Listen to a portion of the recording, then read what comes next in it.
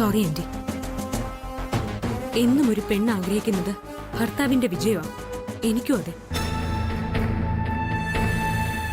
ഞാൻ ആഗ്രഹിച്ചത് ആന്റി സാധിച്ചു തന്നു. ഇൻവെസ്റ്റേഴ്സ് ആഗ്രഹിച്ചത് ഇപ്പൊ ഞാൻ സാധിച്ചു കൊടുക്കുന്നു.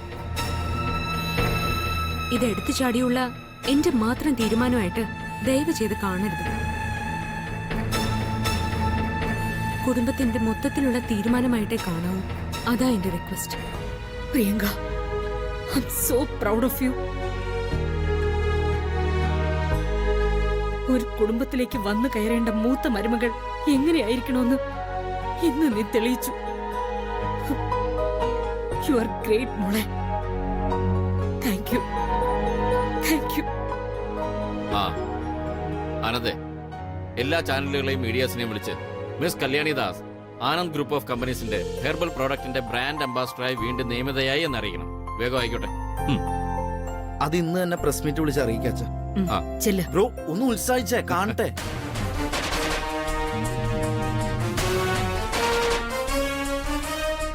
പ്രിയങ്കേ, ഇതിനെയാ യോഗം എന്ന് പറയുന്നത്. ഇപ്പൊ മനസ്സിലായോ? നീ അവളുടെ കയ്യിൽ നിന്ന് ബ്രാൻഡ് അംബാസിഡർ പദവി തട്ടിയെടുക്കാൻ ഒരുപാട് പ്ലാൻ ചെയ്തു. പക്ഷേ അവൾ ഒന്നും ചെയ്യാതിരുന്നിട്ടും ഒന്ന് ഇരുട്ടി വെളുക്കുന്നതിന് മുന്നേ നിന്റെ കയ്യിലിരുന്ന പദവി അവളുടെ കയ്യില്. അതാ അവളുടെ ജാതകം, തലയിലെഴുത്ത്. മനസ്സിലായോ? അല്ലെങ്കിൽ ദേ അങ്ങോട്ട് നോക്ക്. ഇപ്പൊ വരും Anand group of herbal product brand ambassador Kalyani. നീ ഇട്ട അതേ ചമയങ്ങളോട്. ആ ദേ നോക്ക്.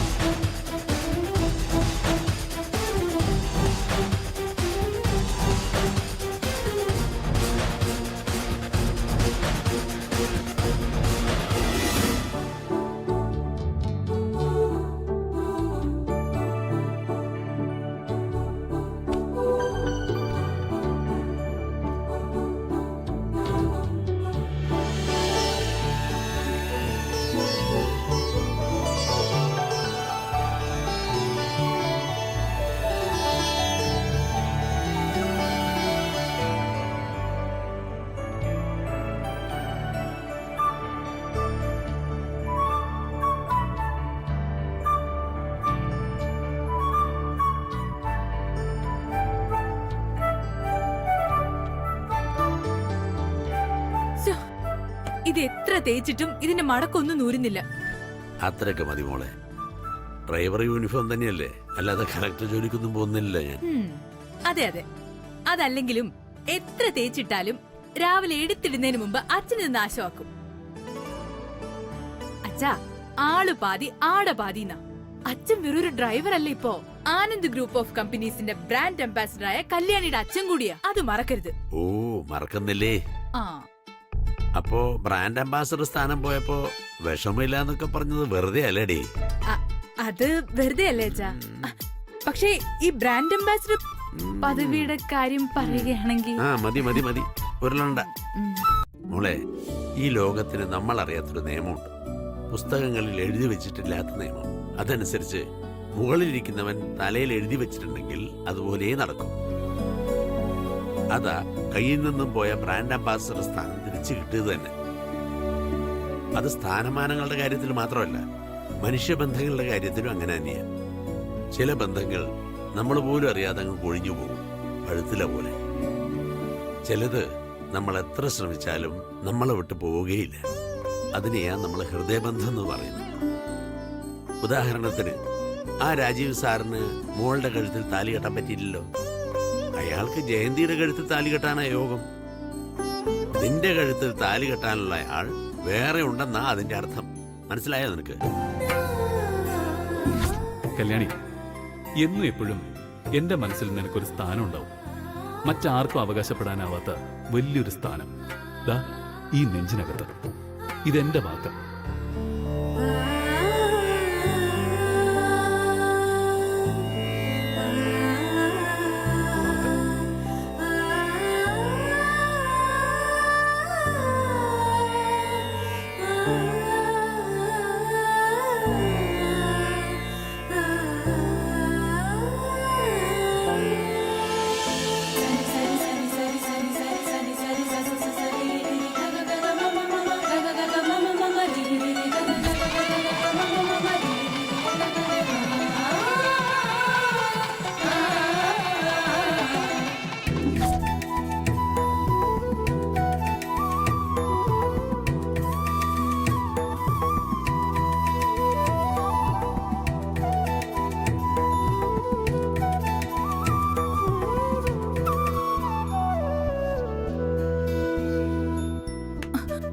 നീ ഈ ലോകത്തൊന്നും അല്ലേ? നിന്നോടൊരു കാര്യം പറയാൻ മറന്നു. തൃച്ചംബരത്ത് ഉടനെ ഒരു വിശേഷം നടക്കാൻ പോവാ. അറിഞ്ഞോ നീ? വിശേഷോ? അതെ, അനിയൻ കുഞ്ഞിന്റെയും വലിയ കുഞ്ഞിന്റെയും വിവാഹ നിശ്ചയം ഉടനെ നടക്കും.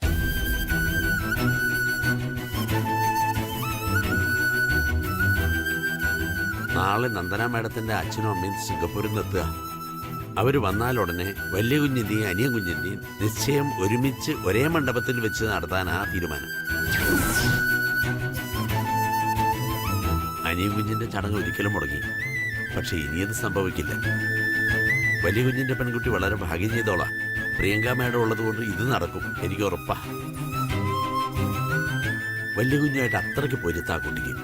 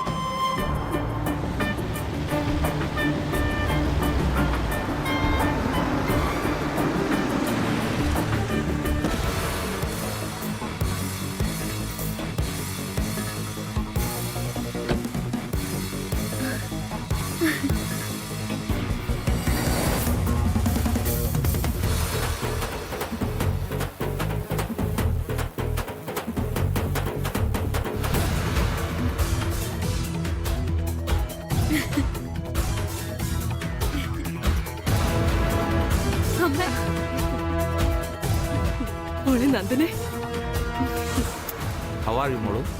ഫൈൻ അച്ഛാ. വാ.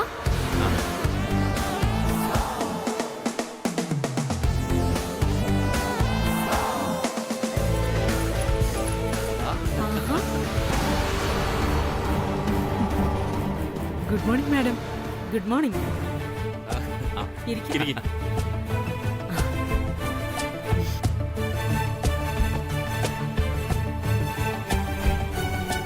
അല്ല, ട്രിപ്പ് എങ്ങനെയുണ്ടായിരുന്നു? അവിടുത്തെ ബിസിനസ് ഡീലൊക്കെ കഴിഞ്ഞോ? ബൈ ഗോഡ്സ് ഗ്രേസ് എല്ലാം ഓക്കെ. ഗുഡ്. എന്റെ ചില പരിചയക്കാർ അവിടെ ഉണ്ടായിരുന്നു. അവർ വിളിച്ചിരുന്നു. നിങ്ങളുടെ ബിസിനസ് ട്രിപ്പ് വളരെ സക്സസ് എന്നാ അവര് പറഞ്ഞത്.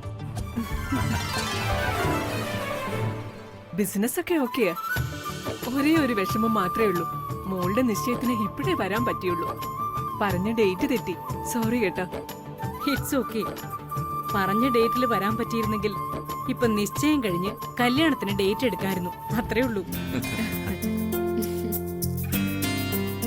അതൊരർത്ഥത്തിൽ നന്നായെന്നേ ഞാൻ പറയും. അതുകൊണ്ടല്ലേ ആനന്ദിന്റെ അരവിന്ദിന്റെ നിശ്ചയം ഒരുമിച്ച് നടത്താൻ പറ്റുന്നത്.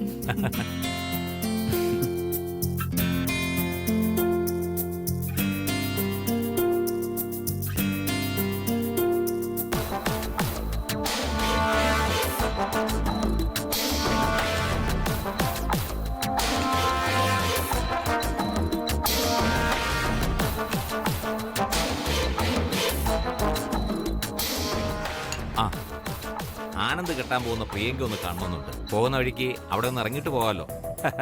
ഇനിയിപ്പോ അവരും ബന്ധുക്കളല്ലേ. അയ്യോ, അതിന് അവിടെയൊന്നും പോകേണ്ട കാര്യമില്ല. നിശ്ചയവും കല്യാണവും ഒന്നും കഴിഞ്ഞിട്ടില്ലെങ്കിലും ചേച്ചിയുടെ 2 മരുമക്കളും എപ്പോഴും ഇവിടെ തന്നെ ഉണ്ടാവും. ഒരാള് സ്ഥിരതാമസവും മറ്റൊരാള് രാവിലെ സ്കൂളിൽ പോകുന്ന പോലെ വരവും പോക്കും. അത് തന്നെ.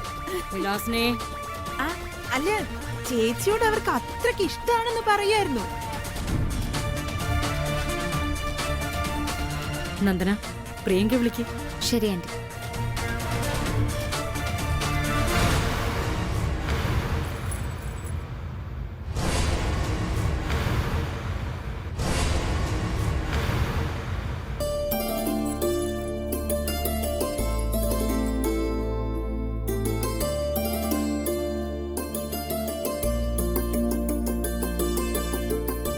ആ, ഇതാ എന്റെ മൂത്ത മരുമകൾ പ്രിയങ്ക.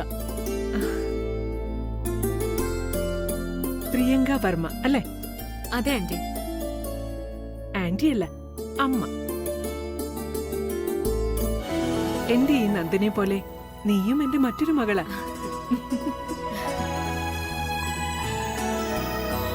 താങ്ക്സ്.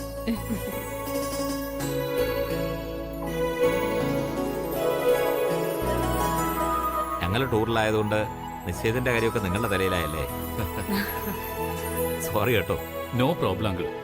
നിശ്ചയം നടത്തുന്നതിനുള്ള എല്ലാ ഏർപ്പാടുകളും ഞങ്ങൾ ചെയ്തു കഴിഞ്ഞു. ഇനി ആരെങ്കിലും പ്രത്യേകം ക്ഷണിക്കാനുണ്ടെങ്കിൽ അത് മാത്രം ചെയ്താൽ മതി.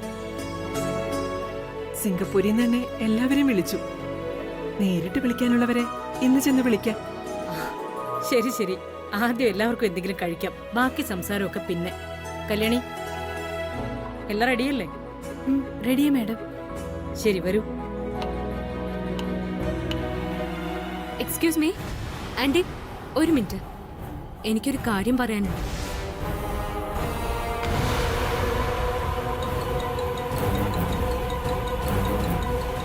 എന്താ പറഞ്ഞോളൂ. ഉടൻ നിശ്ചയമാണല്ലോ എന്ന സന്തോഷം ഇപ്പൊ ഇവിടെ എല്ലാവരുടെ മുഖത്തും ഉണ്ട്. ഇന്നുള്ള ഈ സന്തോഷം നാളെയും എല്ലാവരുടെയും മുഖത്തുണ്ടാവുന്ന ഉറപ്പുണ്ട് ആന്റിക്ക്?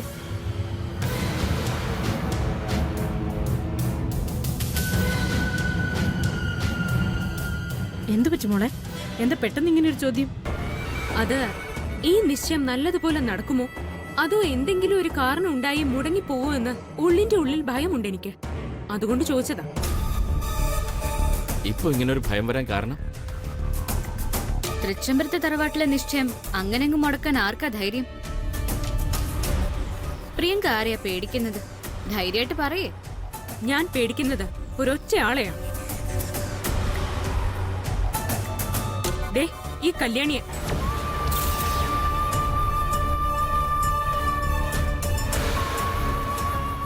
നീ എന്തൊക്കെയാ പ്രിയങ്ക ഈ പറയുന്നത്? കല്യാണി കാരണം നിശ്ചയം മുടങ്ങുന്നു? ഓടി മീൻ. എന്തൊക്കെയാ പ്രിയങ്കയെ വിളിച്ച് പറയുന്നത്? കല്യാണിയെ കുറിച്ച് ഇപ്പൊ ഇങ്ങനെ പറയാനുള്ള കാരണം എന്താ? എന്ത് കാര്യം പറയുന്നതിന് മുമ്പ് ഒന്ന് ആലോചിച്ച് പറയുന്നതായിരിക്കും നല്ലത്. ഇപ്പോഴല്ല, എപ്പോഴും. അങ്കിൾ, എന്നോട് ക്ഷമിക്കണം. ഇത്രയും നാളും നടന്നതൊക്കെ ആലോചിച്ച് നോക്കിയിട്ട് തന്നെയാ ഞാൻ ഈ പറയുന്നത്. കല്യാണി അറിഞ്ഞോ അറിയാതെയോ എപ്പോഴും എന്തെങ്കിലും കുഴപ്പം ഉണ്ടാക്കുമെന്ന് ഉറപ്പാ. അത് നിശ്ചയം മുടങ്ങാൻ കാരണമാവുമെന്നാ എന്റെ സംശയം. അയ്യോ മേഡം, ഇങ്ങനൊന്നും പറയല്ലേ. ഞാൻ എന്ത് തെറ്റായിപ്പോ ചെയ്തത്? Shut up. നീ മിണ്ടരുത്.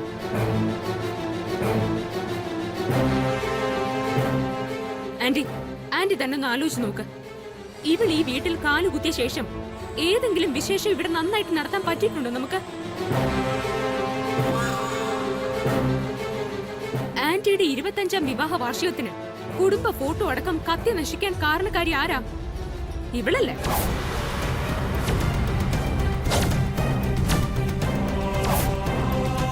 എല്ലാവരും ഒന്ന് ആലോചിച്ച് നോക്ക്.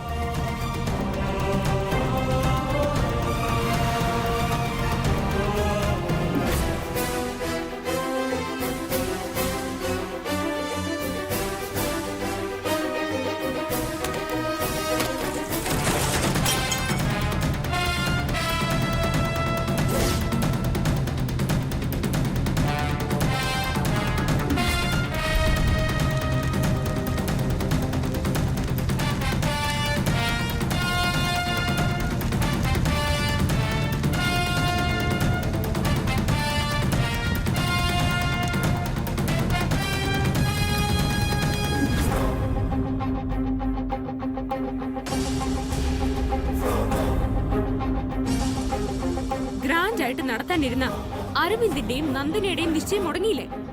അതിനാരായിരുന്നു കാരണം? അതും ഇവിടെ തന്നെയല്ലേ, ഈ കല്യാണി.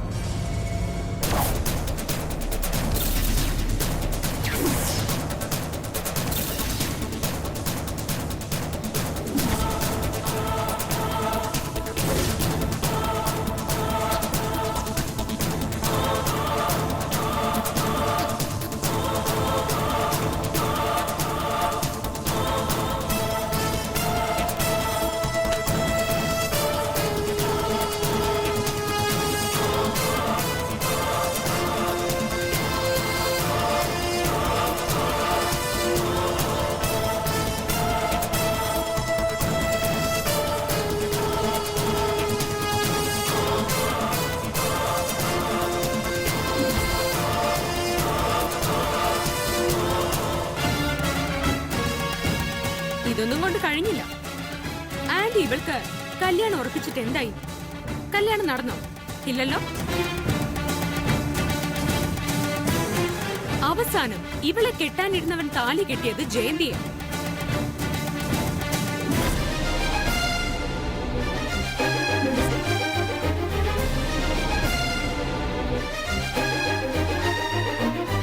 മൊത്തത്തിൽ പറഞ്ഞ ഇവളുടെ സാന്നിധ്യം തന്നെ ലക്ഷണക്കേടാ.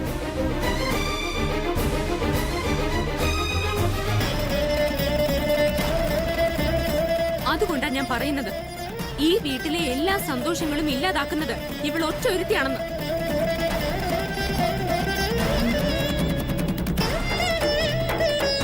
എന്റെയും നന്ദനയുടെയും വിവാഹ നിശ്ചയം അങ്ങനെ മുടങ്ങാൻ പാടില്ല. അതുകൊണ്ട് ഒരു കാരണവശാലും ഇവൾ ആ നിശ്ചയത്തിൽ പങ്കെടുക്കരുത്. അതാ എന്റെ ആവശ്യം.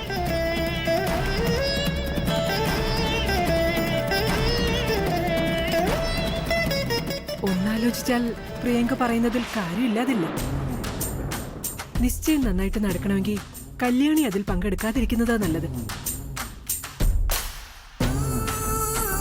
ഇനി മാഡം വേണോ അത് തീരുമാനിക്കാൻ?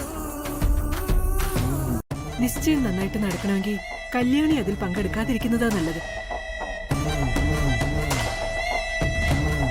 ഇനി മാഡം വേണോ അത് തീരുമാനിക്കാൻ?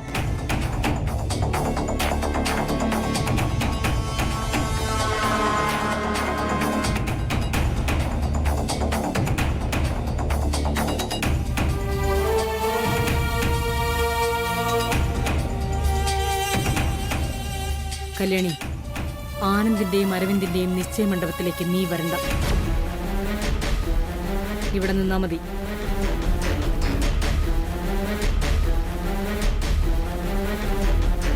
മാഡം, അങ്ങനെ പറയരുത്. മല്ലുവിന്റെ അനിയമ്പതിന്റെ നിശ്ചയമാ. ഞാനത് ഹോളിലൊന്നും കേറാതെ വെളിയിൽ എവിടെയെങ്കിലും നിന്ന് കണ്ടോളാം.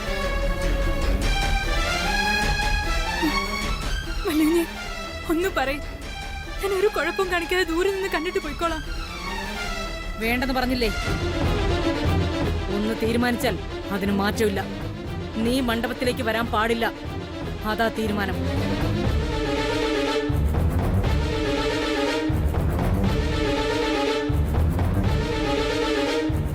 എല്ലാവരും വരൂ, ആഹാരം കഴിക്കാം.